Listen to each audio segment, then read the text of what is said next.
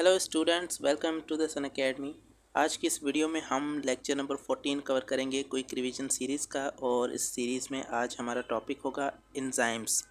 तो एंजाइम्स एक छोटा सा चैप्टर है, लेकिन बाज़ दफ़ा इसमें से भी क्वेश्चंस आ रहे होते हैं, तो ये भी आपके लिए इम्पॉर्टेंट है इस लेक्चर को कंप्लीट देखना। छोटा सा लेक्चर है और छोटा सा हमारा ये एंजाइम्स का टॉपिक है। सबसे पहले एंजाइम्स क्या हैं? Enzymes are molecules essential for metabolic activities.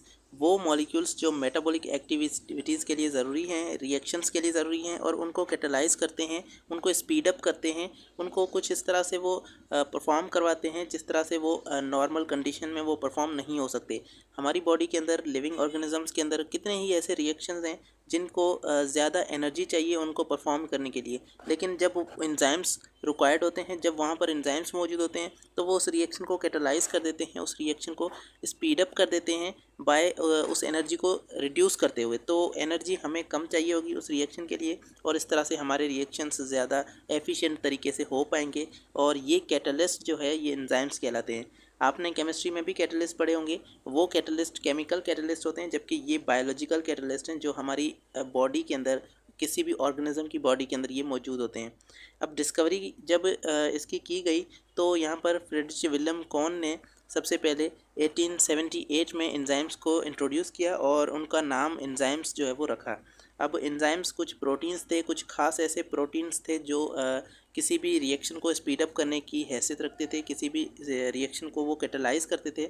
और कुछ आरएनए के मॉलिक्यूल जिनको राइबोसोम का नाम दिया गया, तो राइबोसोम कुछ आरएनए के मॉलिक्यूल्स थे, ये भी एंजाइम्स के तौर पे फंक्शन कर रहे थे। तो पहले तो सोचते थे कि एंजाइम्स जो है वो जस्ट प्रोटीन्स हैं, लेकिन बाद में राइबोसोम्स कुछ आरएनए के मॉलिक्यूल्स ये भी एंजाइम के तौर पे फंक्शन कर रहे थे। तो इसलिए एंजाइम्स डिफरेंट नेचर के हो सकते हैं, लेकिन मोस्टली ज़्यादातर एंजाइम्स प्रोटीन के नेचर के होते हैं। अब एंजाइम्स की कैरेक्टरिस्टिक्स को देखते हैं कि एंजाइम के अंदर क्या क्या खासियतें मौजूद हैं।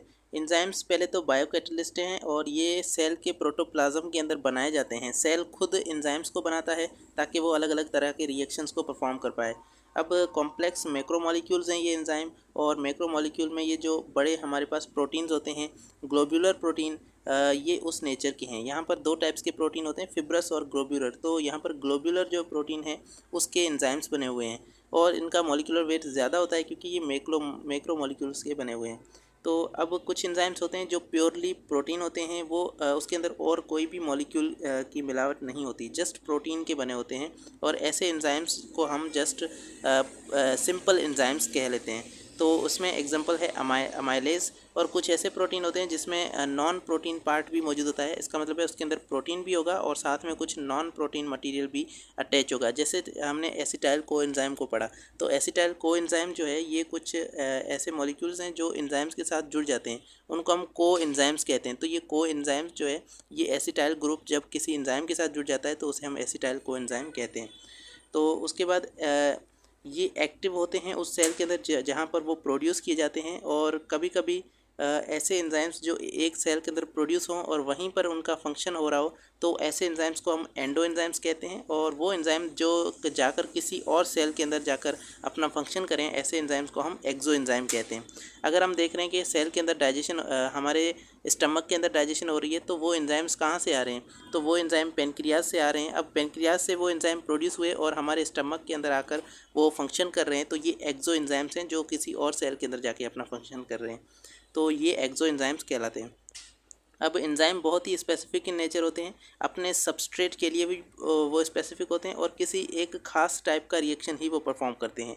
अगर कोई एंजाइम है जो प्रोटीन को डाइजेस्ट कर रहा है, तो उसका काम प्रोटीन को ब्रेक डाउन करना ही होगा, और कोई भी फंक्शन वो नहीं कर पाएगा। तो ये इसीलिए अपनी नेचर में, अपने फंक्शन में ये बहुत ही स्पेसिफिक हैं। सिर्फ एक ख़ास टाइप का रिएक्शन ही वो परफॉर्म करते हैं। हर टाइप का एंजाइम अपने अलग किस्म का फंक्शन कर रहा होता है। लार्जर देन सबस्ट्रेट, ये सबस्ट्रेट से बड़े होते हैं साइज़ में, और इनके पास एक ख़ास जगह होती है जहाँ पर सबस्ट्रेट आकर फिट हो सकता है।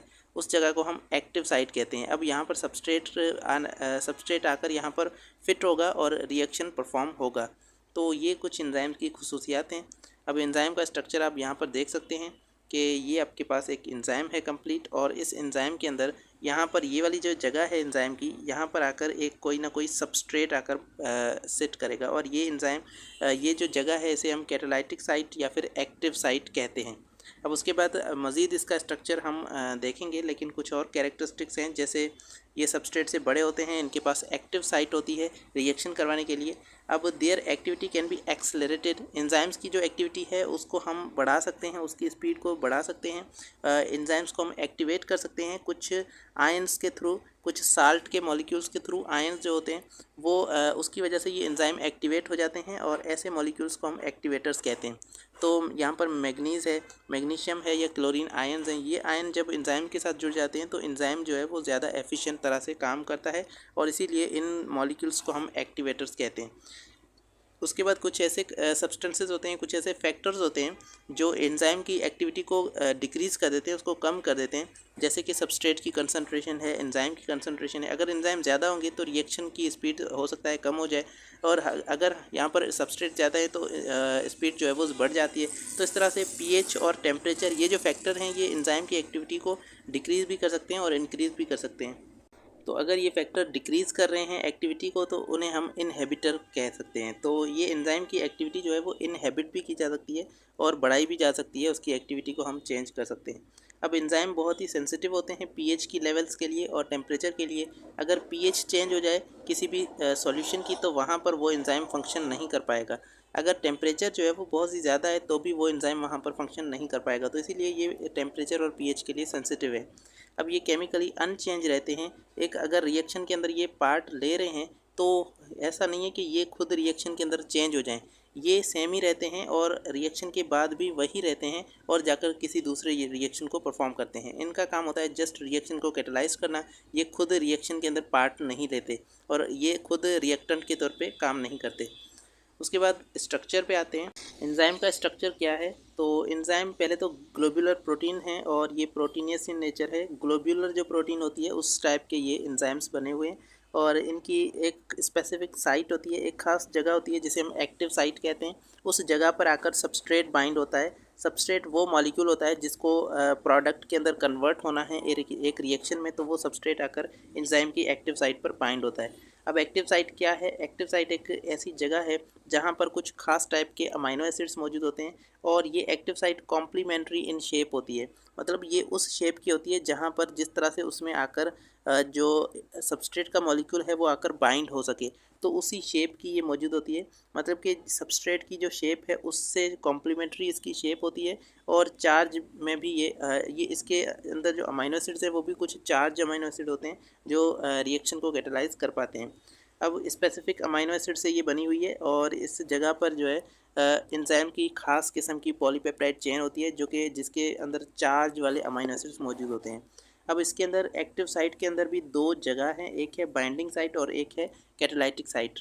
बाइंडिंग साइट एक्टिव साइट की वो जगह है जहाँ पर आकर कुछ जब वहाँ पर सबस्ट्रेट आता है तो उसके साथ कोई टेम्पररी बॉन्ड्स बनाए जाते हैं यहाँ पर, और यहाँ पर जस्ट ये अटैचमेंट के काम आती है कि एंजाइम के साथ सबस्ट्रेट को अटैच करना है और अटैचमेंट के लिए ये बाइंडिंग साइट होती है।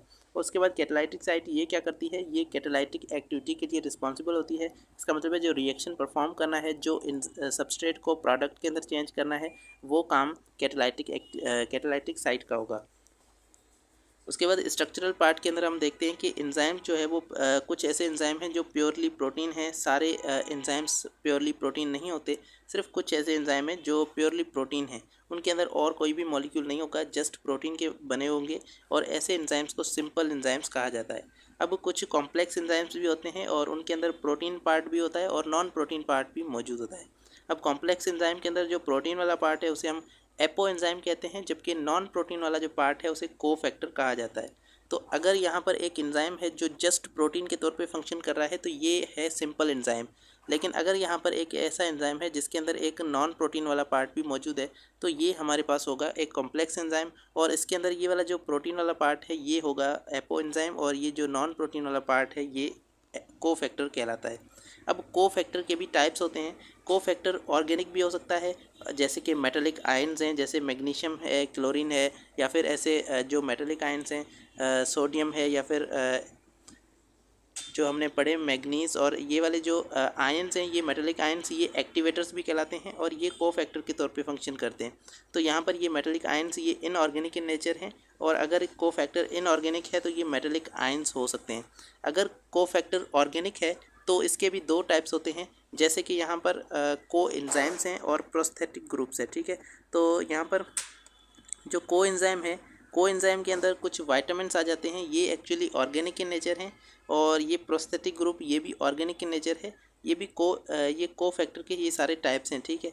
तो अब यहाँ पर वाइटामिन्स के अंदर NAD है, FAD है, ये कुछ को एंजाइम्स हैं और ये ऑर्गेनिक को फैक्टर के तौर पे फंक्शन करते हैं। अब यहाँ पर हमने NAD और FAD जो हमने पढ़े थे बायो एनर्जेटिक्स के अंदर, वो भी को एंजाइम्स हैं। तो वो यहाँ पर एक्चुअली को फैक्टर्स हैं, लेकिन को फैक्टर जब ऑर्गेनिक इन नेचर का होता है तो उसे हम को एंजाइम्स कहते हैं। अब कुछ हैं प्रोस्थेटिक ग्रुप। यहाँ पर ये को एंजाइम जो होता है ये डिटेचेबल होता है, इसका मतलब है ये रिवर्सिबल है। अगर यहाँ पर ये किसी एंजाइम के साथ अगर अटैच होता है तो उसके बाद ये रिमूव भी हो सकता है, और कभी अटैच होता है कभी रिमूव हो जाता है। तो इस तरह से ये को एंजाइम होते हैं। लेकिन जो प्रोस्थेटिक ग्रुप होता है ये परमानेंटली बॉन्डेड होता है एक एंजाइम के साथ। जैसे कि अगर आप हीमोग्लोबिन के अंदर देखें तो वहाँ पर जो हीम पार्ट है वो यहाँ पर परमानेंटली अटैच होता है। तो हीमोग्लोबिन के अंदर जो हीम वाला पार्ट है वो हमेशा के लिए वहाँ पर परमानेंटली अटैच है, तो वो प्रोस्थेटिक ग्रुप कहलाता है। अब यहाँ पर इस तरह से ये प्रोस्थेटिक ग्रुप जो है ये ऑर्गेनिक इन नेचर है, लेकिन यहाँ पर ये परमानेंटली बॉन्डेड है। अगर एक एंजाइम है जो एक्टिवेटेड एंजाइम है और उसके अंदर एपो एंजाइम और उसका कोफैक्टर दोनों मिले हुए हैं और वो एक कंप्लीट फंक्शन कर रहा है, तो ऐसे एंजाइम को हम होलो एंजाइम कहते हैं। तो होलो एंजाइम एक कंप्लीट एंजाइम है, एक्टिव एंजाइम है, जिसके अंदर बोथ प्रोटीन नेचर और कोफैक्टर दोनों पार्ट यहाँ पर मौजूद हैं। अब अगर आप इस फिगर में देखेंगे तो आपको ये क्लियरली बात समझ में आ रही होगी कि यहाँ पर ये एक कंप्लीट होलो एंजाइम है। और होलो एंजाइम के हमेशा दो पार्ट होते हैं, एक होता है एपो एंजाइम जो कि प्रोटीन वाला पार्ट है। तो यहाँ पर ये कंप्लीट पार्ट जो है ये प्रोटीन वाला है, तो ये एपो एंजाइम है। उसके बाद इसके अंदर को फैक्टर होता है, जिसे जैसे यहाँ पर को एंजाइम लगा हुआ है, तो ये को एंजाइम एक को फैक्टर के तौर पे काम कर रहा है और ये एक ऑर्गेनिक को फैक्टर है, इसलिए इसको को एंजाइम कह रहे हैं। जबकि यहाँ पर वाला ये को फैक्टर जो है ये हो सकता है ऑर्गेनिक हो या इनऑर्गेनिक हो। तो इस तरह से ये भी एक को फैक्टर है और ये भी एक को फैक्टर है, और ये वाला इसे हम को एंजाइम्स भी कहते हैं। तो अब इसी तरह से इससे मिलकर ये कैटालाइटिक साइट या फिर एक्टिव साइट बन रही है, जहाँ पर रिएक्शन ने कैटालाइज होना है। नेक्स्ट है मैकेनिज़्म ऑफ एंजाइम एक्शन। तो अब एंजाइम के काम करने का जो मेथड है वो क्या होगा, क्या तरीका होगा जिससे एंजाइम अपना फंक्शन करता है। तो इसमें क्या है कि सबसे पहले एंजाइम के साथ एक सबस्ट्रेट बाइंड होता है। अब सबस्ट्रेट वो मॉलिक्यूल है जो रिएक्टेंट होता है किसी रिएक्शन में, तो यहाँ पर रिएक्टेंट के तौर पे एक सबस्ट्रेट है, और ये सबस्ट्रेट जब एंजाइम के साथ बाइंड हो जाता है, एंजाइम की एक्टिव साइट पर आकर बाइंड होता है, तो वहाँ पर एक कॉम्प्लेक्स बनता है जिसे हम कहते हैं एंजाइम सबस्ट्रेट कॉम्प्लेक्स। अब एंजाइम सबस्ट्रेट कॉम्प्लेक्स में एक एंजाइम होगा, उसके साथ अटैच एक कॉम्प्लेक्स होगा, एक सबस्ट्रेट होगा, और इन दोनों का जो कॉम्बिनेशन है ये एंजाइम सबस्ट्रेट कॉम्प्लेक्स कहलाता है। अब एंजाइम सबस्ट्रेट कॉम्प्लेक्स के बाद क्या होगा कि जो सबस्ट्रेट है वो कन्वर्ट हो जाएगा प्रोडक्ट में, और एंजाइम जिस तरह से कैटलाइज करेगा रिएक्शन को, तो सबस्ट्रेट प्रोडक्ट में कन्वर्ट हो जाएगा, और उसके बाद एक नया कॉम्प्लेक्स बनेगा जिसका नाम है एंजाइम प्रोडक्ट कॉम्प्लेक्स। अब ये एंजाइम प्रोडक्ट कॉम्प्लेक्स जो है ये यहाँ से प्रोडक्ट रिलीज़ हो जाएगी, और ये प्रोडक्ट रिलीज़ हो जाएगी और एंजाइम जो है वो अनचेंज वैसा ही अपना दोबारा से फंक्शन करना शुरू कर देगा। तो ये पूरा इसका मेथड है। अब इसमें आप देख सकते हैं कि सबसे पहले ये सबस्ट्रेट है जो आकर एंजाइम के साथ बाइंड होगा, तो यहाँ पर एक कॉम्प्लेक्स बनेगा जिसका नाम है एंजाइम सबस्ट्रेट कॉम्प्लेक्स। तो ये एंजाइम सबस्ट्रेट कॉम्प्लेक्स बन गया। उसके बाद यहाँ पर रिएक्शन होगा और ये एंजाइम प्रोडक्ट कॉम्प्लेक्स बन जाएगा, मतलब कि ये सबस्ट्रेट जो है ये प्रोडक्ट में कन्वर्ट हो जाएगा। तो उसके बाद यहाँ पर ये एंजाइम प्रोडक्ट कॉम्प्लेक्स बन गया और यहाँ से प्रोडक्ट रिलीज़ हो जाएगी और एंजाइम सेम वैसा ही रह जाएगा। तो यहाँ पर प्रोडक्ट और एंजाइम के अंदर ये कॉम्प्लेक्स जो है ये ब्रेक डाउन हो जाएगा। अब ये बाइंडिंग के लिए और एंजाइम के फंक्शन के लिए दो मॉडल्स दिए गए हैं। पहला मॉडल है लॉक एंड की मॉडल और दूसरा है इंड्यूस्ड फिट मॉडल। तो लॉक एंड की मॉडल जो है ये क्या कहते हैं दोनों मॉडल, और इनके हिसाब से एंजाइम किस तरह फंक्शन करते हैं इनको हम देखते हैं। तो जैसे लॉक एंड की मॉडल है, तो लॉक एंड की मॉडल कहता है कि एंजाइम की जो एक्टिव साइट है वो रिजिड है, वो सख्त है, वो हार्ड है, और एंजाइम की एक्टिव साइट वो हार्ड होती है और साथ में कॉम्प्लीमेंट्री होती है सबस्ट्रेट से। तो एक एंजाइम के लिए सिर्फ एक ही सबस्ट्रेट होता है जो उसकी एक्टिव साइट के अंदर आकर बाइंड हो पाएगा।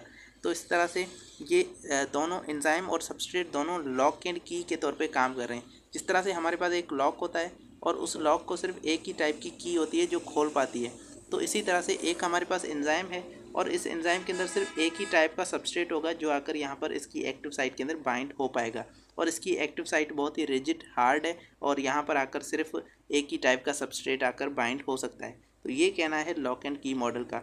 अब एंजाइम के पास एक एब्सोल्यूट स्पेसिफिसिटी है फॉर सिंगल सबस्ट्रेट। एक ही सबस्ट्रेट के लिए एंजाइम के पास एक खास स्पेसिफिक नेचर है जिसकी वजह से सिर्फ एक ही सबस्ट्रेट उस एंजाइम के अंदर बाइंड हो पाएगा।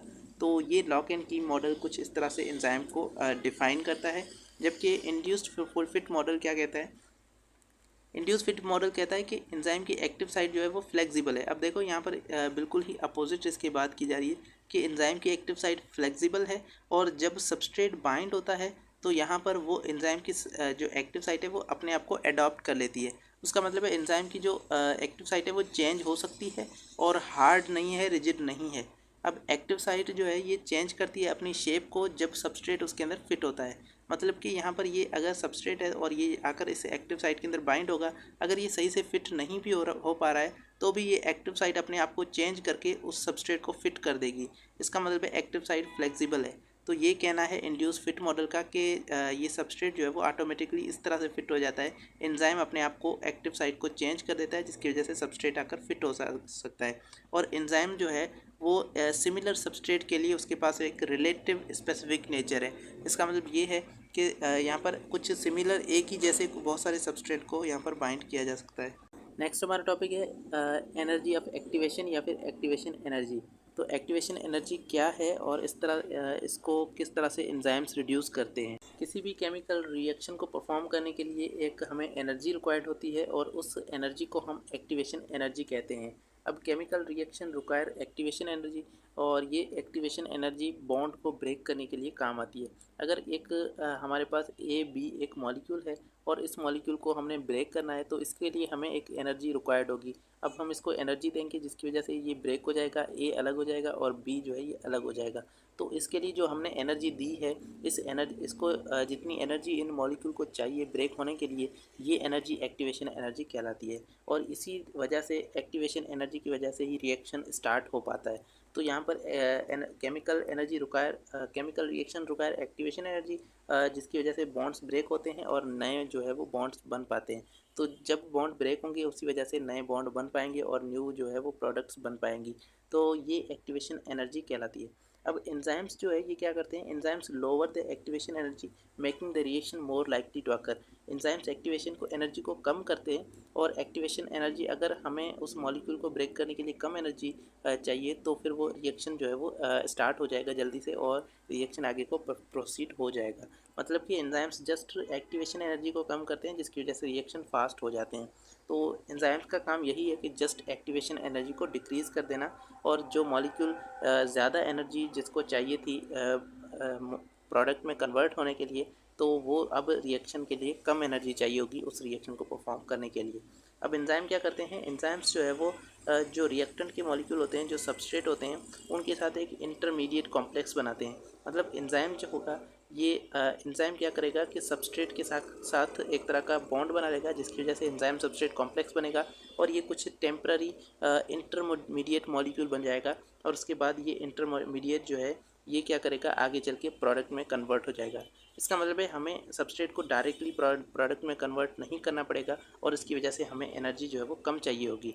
यहाँ पर एंजाइम एक कॉम्प्लेक्स बनाएगा, इंटरमीडिएट कॉम्प्लेक्स बनाएगा जिसकी वजह से एनर्जी हमें कम चाहिए होगी, एनर्जी का बैरियर कम हो जाएगा। This allows more molecule to participate in the reaction increasing the reaction rate. और इसकी वजह से एंजाइम्स जो है वो ज़्यादा एंजाइम्स होंगे तो ज़्यादा सबस्ट्रेट के साथ बाइंड होंगे और एक्टिवेशन एनर्जी जो है वो डिक्रीज़ हो जाएगी जिसकी वजह से यहाँ पर ज़्यादा मॉलिक्यूल्स पार्टिसिपेट करेंगे और रिएक्शन का रेट इंक्रीज़ हो जाएगा। एंजाइम्स जो है ये क्या करते हैं? इक्विलिब्रियम को चेंज नहीं करते, इक्विलिब्रियम को वही रहता है, जस्ट ये रिएक्शन के रेट को इंक्रीज़ कर देते हैं और इसकी वजह से जो इक्विलिब्रियम है वो हमारे पास जल्दी अचीव हो जाता है। अब यहाँ पर इसको आप देखें कि इसमें हमारे पास पहले तो एक्टिवेशन एनर्जी दिखाई गई है कि ये रिएक्टेंट के मॉलिक्यूल की एनर्जी है और ये प्रोडक्ट की एनर्जी है। ठीक है, तो यहाँ पर ये रिएक्टेंट और ये प्रोडक्ट इन दोनों की एनर्जी है। अब यहाँ पर हमें दिखाया गया है कि ये है एक्टिवेशन एनर्जी। यहाँ पर इतनी एक्टिवेशन एनर्जी चाहिए होगी एक रिएक्शन को स्टार्ट करने के लिए। तो यहाँ पर अगर हमारे पास इतनी एनर्जी है तो रिएक्शन ये परफॉर्म हो पाएगा। लेकिन जब हम एंजाइम का यूज़ करते हैं तो एंजाइम जो है ये इस एक्टिवेशन एनर्जी को जो है वो कम कर देता है और अब हमें इतनी एनर्जी चाहिए, कम एनर्जी में ये रिएक्शन परफॉर्म हो रहा है। तो ये एनर्जी जो है वो एंजाइम्स ने इतनी एनर्जी जो है वो डिक्रीज़ कर दी। अब ये वाली जो एनर्जी थी यहाँ पर डिक्रीज़ कर दी एंजाइम ने और यहाँ तक एनर्जी को लेकर आ गए। तो एनर्जी हमें कम कम रिक्वायर्ड थी और यहाँ पर हमें जो है वो रिएक्शन परफॉर्म हो गया यहाँ पे इस तरह से। Now factors affecting the enzyme activity. अब कुछ ऐसे फैक्टर हैं जो एंजाइम की एक्टिविटी को अफेक्ट करते हैं। The rate of enzyme activity means amount of product formed per unit time. अब जो रेट ऑफ रिएक्शन है इसका मतलब ये है कि एक टाइम पे कितना प्रोडक्ट बन रहा है, एक सेकंड में कितना प्रोडक्ट बन रहा है, इसे हम रिएक्शन का रेट कहते हैं। और एंजाइम अगर रिएक्शन का रेट बढ़ा रहे हैं इसका मतलब है हमें कम टाइम में ज़्यादा प्रोडक्ट्स मिल पाएंगे। और कुछ ऐसे मॉलिक्यूल होते हैं जो इनहिबिटर के तौर पे काम करते हैं, तो वो रेट ऑफ रिएक्शन को कम कर देते हैं। और कुछ ऐसे फैक्टर्स होते हैं जो रिएक्शन को बढ़ा देते हैं, तो वो एक्टिवेटर्स होते हैं और वो रिएक्शन की स्पीड को इंक्रीज़ कर देते हैं, एंजाइम की एक्टिविटी को इंक्रीज़ कर देते हैं। तो यहाँ पर हम ऐसे एंजाइम्स पढ़ेंगे जो कि ऐसे मतलब कि फैक्टर्स पढ़ेंगे जो फैक्टर अफेक्ट करते हैं एंजाइम की एक्टिविटी को और या कम करते हैं या ज़्यादा कर देते हैं। तो पहला फैक्टर है टेम्परेचर। टेम्परेचर क्या करता है कि temperature increase the molecular collision. तो आपने कोलिजन थ्योरी पढ़ी होगी केमिस्ट्री में, जिसकी वजह से क्या होता है कि जब हम टेम्परेचर बढ़ाते हैं तो मॉलिक्यूल्स की जो मोशन है वो बढ़ जाती है और एंजाइम और सबस्ट्रेट के अंदर बीच में जो कोलिजन है वो बढ़ जाती है, जिसकी वजह से क्या होता है कि ज़्यादा एंजाइम्स और ज़्यादा सबस्ट्रेट आपस में जो है वो इंटरमीडिएट कॉम्प्लेक्स बना पाते हैं और इसकी वजह से ज़्यादा रिएक्शन हो पाता है और ज़्यादा रिएक्शन का जो रेट है वो इंक्रीज़ हो जाता है। मतलब कि अगर हम टेम्परेचर को इंक्रीज़ करेंगे तो रेट ऑफ रिएक्शन इंक्रीज़ होगा और हमें ज़्यादा प्रोडक्ट मिलेगा। लेकिन यहाँ पर क्या है कि एंजाइम्स के पास एक ऑप्टिमम टेम्परेचर होता है और उस टेम्परेचर पे एंजाइम अपना मैक्सिमम देता है, अपना मैक्सिमम फंक्शन कर रहा होता है। उस ऑप्टिमम टेम्परेचर पर अगर हम एंजाइम को रखेंगे तो एंजाइम सबसे ज़्यादा प्रोडक्ट देगा। लेकिन अगर हम उससे भी टेम्परेचर को बढ़ाते हैं तो फिर यहाँ पर एंजाइम्स जो है वो डी नेचर होना शुरू हो जाएंगे और अपनी एक्टिविटी को लूज़ कर देंगे। जैसे इंसान के अंदर एंजाइम जितने भी मौजूद हैं उनका जो ऑप्टिमम टेम्परेचर है वो ज़्यादातर एंजाइम्स का 37 है। तो हमारी बॉडी का टेम्परेचर 37 है, तो यहाँ पर ये एंजाइम बेस्ट वर्क करते हैं।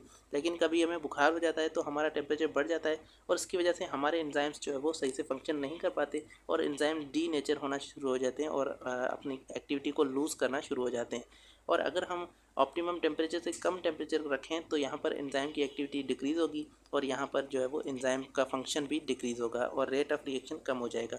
तो इस तरह से इस फैक्टर को आप देख सकते हैं, यहाँ पर ये रेट ऑफ रिएक्शन है और ये एंजाइम का टेम्परेचर है। अगर हम यहाँ पर टेम्परेचर बढ़ा रहे हैं तो रेट ऑफ रिएक्शन बढ़ रहा है और यहाँ पर आकर रेट ऑफ रिएक्शन सबसे ज़्यादा हो गया, मैक्सिमम हो गया।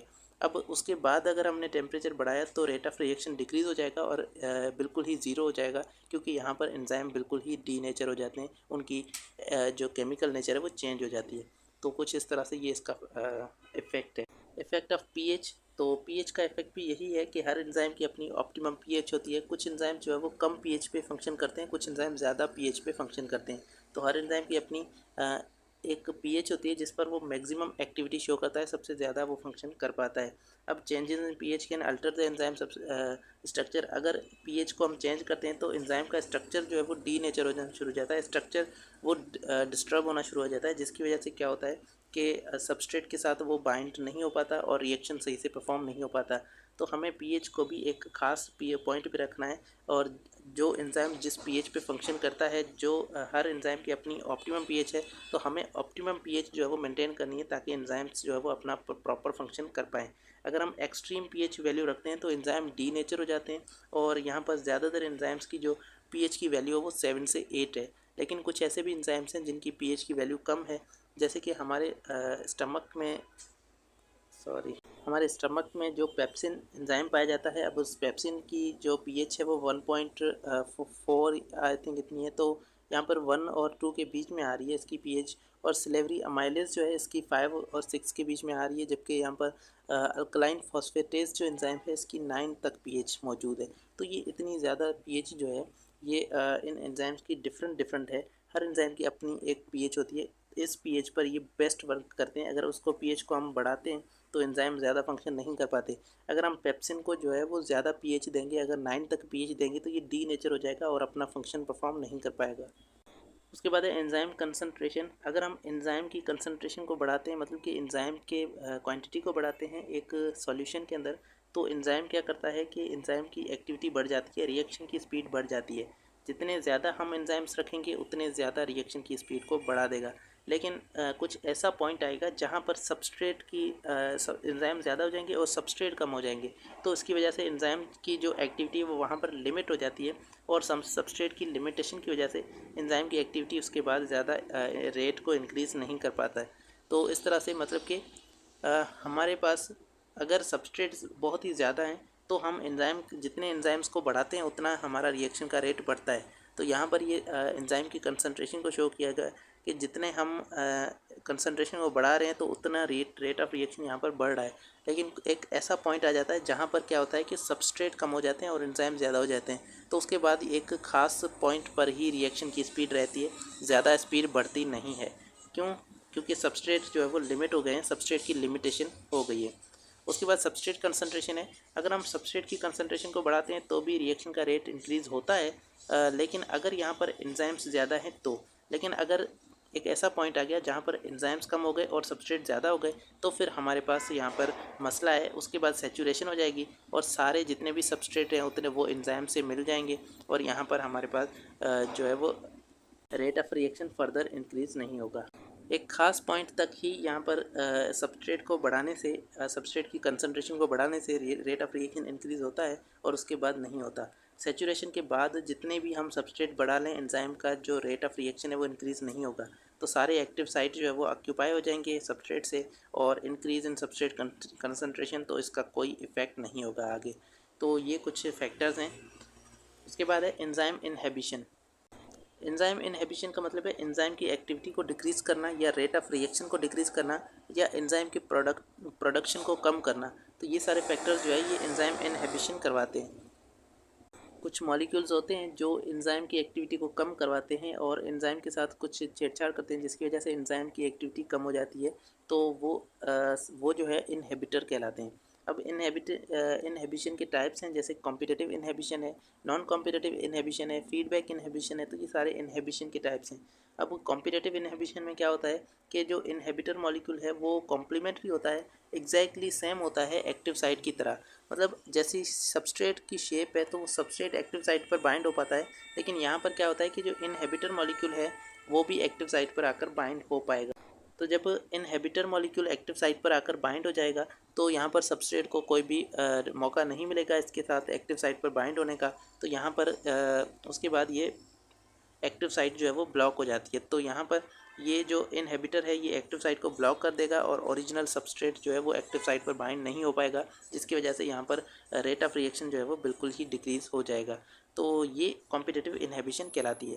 अब इसको हम ओवरकम कर सकते हैं, इस कॉम्पिटिटिव इनहिबिशन को हम जो है वो तोड़ सकते हैं और एंजाइम को दोबारा से फंक्शन करवा सकते हैं by increasing the substrate concentration. अगर हमारे पास सबस्ट्रेट की कंसंट्रेशन बढ़ जाएगी तो यहाँ पर ये जो है वो सबस्ट्रेट और इनहिबिटर ये आपस में कम्पीट करेंगे। तो सबस्ट्रेट अगर ज़्यादा होंगे तो ज़्यादा जो साइट्स हैं वो सबस्ट्रेट ने घेर रखी होंगी, तो रिएक्शन का रेट दोबारा से हो पाएगा। अब पेनिसिलिन एक कॉम्पिटिटिव इनहिबिटर है, और ये क्या करता है कि हम बैक्टीरिया के लिए यूज़ करते हैं कि बैक्टीरिया को इन्फेक्ट कर पाएँ। बैक्टीरिया को हम अगर मारना चाहते हैं तो ये हम पेनिसिलिन का यूज़ करते हैं इन्फेक्शन को ख़त्म करने के लिए। तो हम क्या जब ये यूज़ करते हैं तो क्या होता है कि जो बैक्टीरिया की सेल वाल बनाने के लिए जो एंजाइम होता है ये उस पर जाकर बाइंड हो जाता है उसकी एक्टिव साइट पर, और ये उस एंजाइम को इनहिबिट कर देता है, जिसकी वजह से सेल वाल नहीं बन पाती है, और सेल वाल नहीं बनेगी तो बैक्टीरिया जो है वो हमारे नॉर्मल एंजाइम से वो डिज़ोल्व हो जाएगा। उसके बाद नॉन कॉम्पिटिटिव इनहिबिशन है। इसमें क्या होता है कि जो इनहिबिटर मॉलिक्यूल है वो सेम शेप का नहीं होता, लेकिन वो क्या करता है कि एलोस्टेरिक साइट जो कि एंजाइम की एक और साइट है, अब ये एंजाइम की एक्टिव साइट से दूर होती है और दूसरी साइट होती है, तो वहाँ पर आकर ये बाइंड कर जाता है।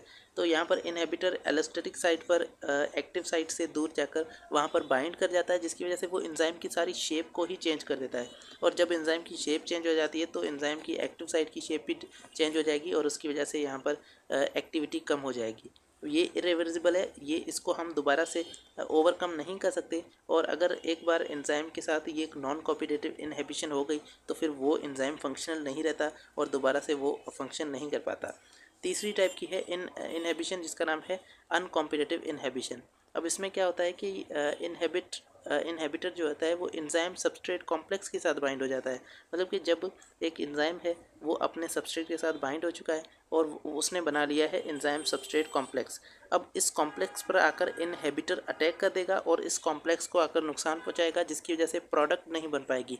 तो ये वाली जो इनहिबिशन है इसे हम अनकॉम्पिटिटिव इनहिबिशन कहते हैं। इसमें क्या होता है कि ये एंजाइम सबस्ट्रेट कॉम्प्लेक्स के साथ आकर बाइंड हो जाता है, जिसकी वजह से यहाँ पर प्रोडक्ट नहीं बन पाती है। और अगर हम सबस्ट्रेट की कंसंट्रेशन को यहाँ पर दोबारा से इंक्रीज़ कर देते हैं तो इनहिबिशन जो है वो दोबारा से ख़राब हो जाती है ये कंडीशन, और दोबारा से मतलब कि प्रोडक्ट हमारे पास बिल्कुल भी नहीं बनेगी और स्टॉप हो जाएगी। Now significance of enzyme inhibition. Enzyme inhibition की अहमियत क्या है, क्या ये हमारे लिए फ़ायदेमंद है, क्या नुकसानकार है? तो एंजाइम इनहिबिशन बहुत ही एक क्रूशियल है, बहुत ही इंपॉर्टेंट रेगुलेटरी मैकेनिज़्म है, जिसकी वजह से हमारी बॉडी के अंदर अगर हमें देखें प्रोडक्ट नहीं चाहिए, अगर हमारी बॉडी को प्रोडक्ट नहीं चाहिए तो फिर वो एंजाइम को स्टॉप कर देंगे और एंजाइम को इनहिबिट कर देंगे। तो इसीलिए एंजाइम इनहिबिशन इंपॉर्टेंट है। अब एंजाइम की इनहिबिशन को हमें समझना है तो ये हमारे लिए इम्पॉर्टेंट है कि अगर हम एंजाइम की इनहिबिशन को समझेंगे तो हमारे पास ड्रग्स को हम डेवलप कर पाएंगे। जैसे हमने पेनिसिलिन को डेवलप किया जो बैक्टीरिया को हमें ख़त्म करने के लिए हेल्प करती है, तो ये इनहिबिशन की वजह से है। और इसी की वजह से हम क्या करते हैं कि स्पेसिफिक सबस्ट्रेट को स्पेसिफिक एंजाइम्स को आइडेंटिफाई कर देते हैं और उसके बाद उसके सबस्ट्रेट को आइडेंटिफाई करके हम उनकी कैटालाइसिस को समझ के हम डिफरेंट डिजीज़ को मैनेज कर रहे होते हैं और डिफरेंट डिजीज़ के लिए हम ड्रग्स बना रहे होते हैं। फीडबैक इनहिबिशन क्या है? फीडबैक इनहिबिशन हमारी बॉडी का एक इम्पॉर्टेंट कंट्रोल मैकेनिज्म है, जिसकी वजह से हम उसमें क्या होता है कि एंड जो प्रोडक्ट है एक पूरी सीरीज़ ऑफ रिएक्शन है, जिसमें एक एंजाइम ने फंक्शन किया, उसके बाद दूसरे एंजाइम ने फंक्शन किया, तीसरे एंजाइम ने फंक्शन किया और लास्ट में हमें प्रोडक्ट मिली है। तो इसमें क्या होता है कि जो लास्ट में प्रोडक्ट मिली है ये आकर अपने फर्स्ट एंजाइम पर जाकर इफ़ेक्ट करता है और इसको इनहिबिट कर देता है, जिसकी वजह से ये कंप्लीट रिएक्शन नहीं हो पाता और ये प्रोडक्ट हमारे पास नहीं बनती। तो ये वाली जो इनहिबिशन है ये फीडबैक इनहिबिशन कहलाती है, जिसमें जो एंड प्रोडक्ट है वो उसी मेटाबॉलिक पाथवे को इनहिबिट कर देता है और फर्स्ट एंजाइम को इनहिबिट कर देता है, जिसकी वजह से वो कंप्लीट पाथवे स्टॉप हो जाता है और रिएक्शन स्टॉप हो जाता है। ये रिवर्सिबल टाइप है इनहिबिशन का। जब हमें एंड प्रोडक्ट नहीं चाहिए होगी तब ये उसको इनहिबिट करेगा, लेकिन वरना ये इनहिबिट नहीं करता। और इसमें भी ये एलोस्टेरिक साइट पर जाकर एंजाइम पर बाइंड करता है और उसकी एक्टिविटी को कम कर देता है। इसका मतलब है ये नॉन कॉम्पिटिटिव इनहिबिशन की तरह है, जिसमें ये एलोस्टेरिक साइट पर जाकर प्रोडक्ट बाइंड हो जाता है, जिसकी वजह से वो सबस्ट्रेट बाइंड नहीं हो पाता और हमें ज़्यादा प्रोडक्ट नहीं मिल पाती जो हमें रिक्वायर्ड नहीं है। It occurs when the product concentration is high. ये तब होता है जब प्रोडक्ट बहुत ही ज़्यादा हो गई है। एक पूरी हमारे पास चेन है जिसमें एक सबस्ट्रेट है जो बहुत सारे रिएक्शन के बाद जो है वो प्रोडक्ट के अंदर कन्वर्ट हो रहा है और लास्ट में अगर प्रोडक्ट बहुत ज़्यादा हो गई है तो ये प्रोडक्ट जाकर इसी सबस्ट्रेट यहाँ पर एंजाइम जो है इस पर आकर बाइंड कर जाएगी, जिसकी वजह से ये पूरा पाथवे स्टॉप हो जाएगा और ज़्यादा प्रोडक्ट नहीं बनेगा। अब हम क्लासिफिकेशन ऑफ एंजाइम को देखते हैं, जो एक छोटा सा टॉपिक है। इसमें क्या होता है कि हम एंजाइम को क्लासीफाई करते हैं। अलग अलग टाइप के एंजाइम्स होते हैं हमारे पास और वो अलग अलग टाइप के रिएक्शन को परफॉर्म करते हैं। तो हम देखते हैं कि एंजाइम किस टाइप का रिएक्शन कर रहा है, उस हिसाब से हम एंजाइम को क्लासीफाई कर रहे हैं। जैसे कि ऑक्सीडो रिडक्टेज एंजाइम है, ये क्या करता है ऑक्सीडेशन और रिडक्शन के रिएक्शंस को परफॉर्म करता है। डीहाइड्रोजिनेसिस एक कैटेगरी है कंप्लीट एंजाइम्स की, और ये एंजाइम क्या करते हैं, इनमें कुछ एंजाइम ऑक्सीडेशन करवाते हैं या रिडक्शन करवाते हैं। तो ऐसे रिएक्शन को ये कैटालाइज कर रहे होते हैं। तो ये रिएक्शन ये जो एंजाइम है ये ऑक्सीडो रिडक्टेज एंजाइम कहलाते हैं। ये पूरी कैटेगरी है, इसमें बहुत सारे टाइप के एंजाइम आ सकते हैं। उसके बाद ट्रांसफरेज एंजाइम है, और ये क्या करता है, ये डिफरेंट फंक्शनल ग्रुप को ट्रांसफ़र कर रहा होता है एक से दूसरे मॉलिक्यूल्स के अंदर। तो ये भी एक तरह का एंजाइम है। इसमें काइनेजेस एंजाइम आ जाते हैं जो ये काम करते हैं। उसके बाद हाइड्रोलेज एंजाइम है, और ये हाइड्रोलाइसिस परफॉर्म करता है। इसमें प्रोटीएज, लाइपेज, अमाइलेज, ये कुछ टाइप्स हैं जो प्रोटीन को डाइजेस्ट कर रहे हैं। इनके अंदर हाइड्रोलाइसिस काज कर रहे हैं, लिपिड्स को डाइजेस्ट कर रहे हैं, कार्बोहाइड्रेट्स को डाइजेस्ट कर रहे हैं। तो ये अलग अलग एंजाइम्स है जो हाइड्रोलाइसिस का रिएक्शन परफॉर्म करते हैं। तो उसके बाद है लाइएजेस क्या करते हैं, ये कैटलाइज करते हैं बॉन्ड क्लीवेज को। किसी भी मॉलिक्यूल के अंदर बॉन्ड तोड़ते हैं और उस मॉलिक्यूल को डिसॉल्व कर देते हैं विदाउट हाइड्रोलाइसिस ये परफॉर्म नहीं करते, मतलब कि वाटर की एडिशन नहीं करते, उसके बगैर ही ये बॉन्ड को ब्रेक करते हैं और कहीं पर ख़ास जगह पर ये बॉन्ड को ब्रेक कर देते हैं। ऑक्सीडेशन रिडक्शन भी नहीं करवाते, जस्ट ये बॉन्ड को ब्रेक करते हैं, मॉलिक्यूल को ब्रेक करते हैं। और इसमें अल्डोलेजेस आ जाते हैं। तो ये अल्डोलेजेस ये लाइएजेस टाइप के एंजाइम्स हैं। आइसोमेरेज एंजाइम ये आइसोमेराइजेशन कर देते हैं और आइसोमर्स बना देते हैं, ये आइसोमेराइजेशन का प्रोसेस कर देते हैं। जैसे हमारे पास फास्फोहेक्सोज है, जिसमें ये ग्लूकोज को जो है वो फ्रैक्टोज के अंदर कन्वर्ट कर देता है, तो ये एक तरह का एंजाइम है। लाइगेजेस कुछ एंजाइम है, जैसे आपने डीएनए लाइगेज पढ़ा होगा, ये क्या करता है, दो मॉलिक्यूल्स को जोड़ देता है और ये बीच में जो है वो बॉन्ड बनाने का काम करता है, एटीपी मॉलिक्यूल को ये यूज़ करता है। तो इस तरह से यहाँ पर ये लाइगेजेस एंजाइम होते हैं। तो ये टाइप ऑफ रिएक्शन के तौर पे हम इसको क्लासीफाई कर रहे थे। अब हम क्लासिफिकेशन अंदर सबस्ट्रेट के हिसाब से करेंगे कि वो कौन सा सबस्ट्रेट है जो इन एंजाइम पर बाइंड होता है। जैसे कि प्रोटीएज वो एंजाइम है जो प्रोटीन को डाइजेस्ट करते हैं, इसका मतलब इनका सबस्ट्रेट जो होगा वो प्रोटीन होगा। लाइपेज वो एंजाइम है जो लिपिड को डाइजेस्ट करते हैं और लिपिड उनका सबस्ट्रेट है। इसमें एग्जांपल्स हैं पेनक्रिएटिक, लाइपेज। यहाँ पर प्रोटीएजेस के अंदर एग्जांपल हैं ट्रिप्सिन, पेप्सिन, ये दोनों प्रोटीन को डाइजेस्ट कर रहे होते हैं। ग्लाइकोसाइडेज डाइजेस्ट के अंदर क्या होता है कि कार्बोहाइड्रेट्स को ये डाइजेस्ट कर रहे होते हैं। जैसे हमने अमाइलेज पढ़ा, ये कार्बोहाइड्रेट्स को डाइजेस्ट करता है और स्टार्च को डाइजेस्ट करता है। सेल्यूलेज सेल्यूलोज को डाइजेस्ट करता है। माल्टेज माल्टोज को डाइजेस्ट करता है। सक्रेज सक्रोज को डाइजेस्ट करता है। लैक्टेज जो है वो लैक्टोज को डाइजेस्ट करता है। तो ये सारे कार्बोहाइड्रेट्स को डाइजेस्ट करने वाले एंजाइम्स जो हैं ये ग्लाइकोसाइडेज कहलाते हैं। न्यूक्लियसेस जो है वो न्यूक्लिक एसिड को डाइजेस्ट करता है। जैसे हमारे पास डीएनएज हैं और आरएनएज हैं या फिर एटीपेज है। तो ये एंजाइम्स जो है वो या फिर उसको बना रहे होते हैं या उनको तोड़ रहे होते हैं। तो ये एंजाइम इस तरह के हैं। तो यहाँ पर ये हमारा जो लेक्चर है ये कंप्लीट होता है और ये हमारा जो टॉपिक है ये यहाँ पर फिनिश होता है। होपफुली ये आज का लेक्चर आपको पसंद आया होगा। अगर आपको ये लेक्चर पसंद आया तो वीडियो को लाइक कर दें, चैनल को सब्सक्राइब कर दें और अपने दोस्तों के साथ शेयर करें ताकि वो भी इन लेक्चर्स को देख सकते हैं, इस सीरीज़ को कंटिन्यू कर सकें। और thank you so much for watching. अल्लाह हाफिज़।